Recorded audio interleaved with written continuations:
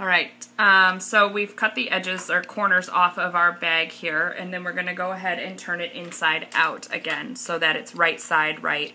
And you can take a pen, this is a friction pen, but you could take anything basically, and what you want to do is cause it to flip so that you can see some of the right part through the hole, and then you want to pull it so that it comes through all the way.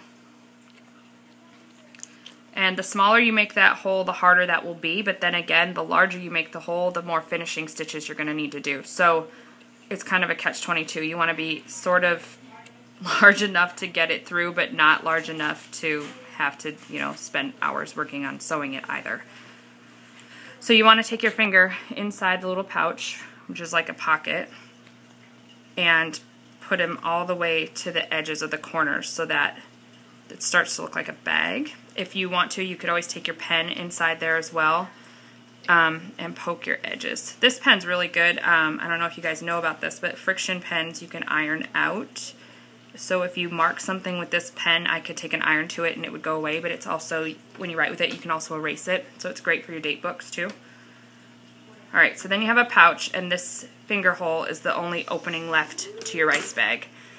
So then you want to take it, I like to have my little rice bags in a container so that when I'm filling them, the rice doesn't go all over my floor.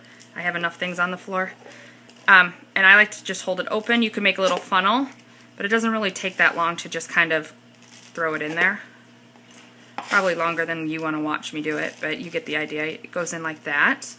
Once you fill it, then you have, or I'm almost done with this one. We could add some more. You want to probably fill it at least 2/3 of the way. You want to have enough in there so that it holds heat well, and it provides enough resistance back to your shields when you're applying them. So this kind of gives you an idea that's about good. So I can show you how bulgy that is. There you go. Now you could probably take it to the sewing machine. I've done some like that, but it's hard to get a great finishing stitch under the guard here because see, it doesn't want to close down all the way. So I like to hand stitch at this point because we're only hand stitching this little finger bit. So I like to fold this part under and then take my needle and thread, which I've tied off at my end. You're going to want to snip this end off there, and then go ahead and start stitching. So you want to take it, you take your needle inside so that your last stitch, or sorry, your end of it that you tied, it stays on the inside of your bag. And then you just kind of want to go back and forth on here, and it's kind of nice with this striped bag because you can see where your line is, your straight line is, which is nice.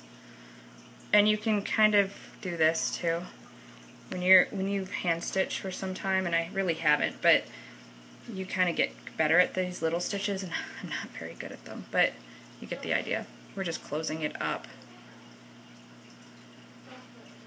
So once you close this hole up, you're going to just want to tie it off into a knot. And you want to make sure, you're going to want to test it out to see if any rice is going to come through your seam there.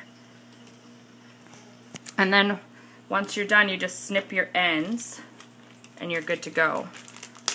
So this is a finished bag here. It's not the prettiest thing here. I think if I could get the sewing machine to stitch better in this space that it would be better, but it definitely serves its purpose. And it fits inside my business card bag as well. So if I was going to write an instruction usage for this little beanbag guy, which I think you should probably because people will be confused, and you certainly don't want them to put it in the microwave for more than 25 seconds at a time because it does get hot and it's super compact. So you want to think about that. You want to probably get them some information, no more than 25 seconds in the microwave. And I'll show you guys how to use it to put shields on as well. But this is the idea for your rice bags. They are super easy. I think I've just laid out a lot of steps for you so that you have it the right way to do it. But let me know if you have questions. I think I've covered everything as far as we go here.